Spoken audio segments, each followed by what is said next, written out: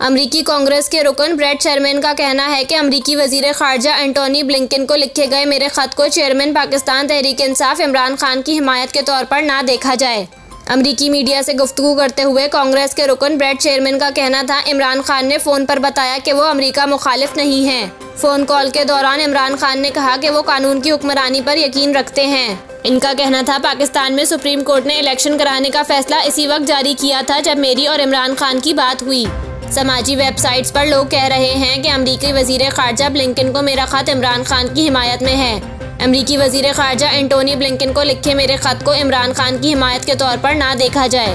Bread Sherman का कहना था, इमरान खान ने अपनी हुकूमत गिराने का इल्ज़ाम अमरीका पर आयद किया था। मैंने इमरान खान के मौक़िफ़ पर तनकीद की थी। मुझे लगता है ये सच नहीं है। इमरान खान ने अपने इल्ज़ाम का कोई सबूत पेश नहीं किया। उन्होंने मजीद कहा कि ये भी बिल्कुल वाज़ेह हो गया कि इमरान खान की हुकूमत को गिराने के लिए कांग्रेस ने कोई रकम फराहम नहीं की। इमरान खान के दौरे हुकूमत में भी पाकिस्तान में होने वाले इंसानी हुकूक की खिलाफ वर्जियों और खारजा पॉलिसी पर तनकीद की थी।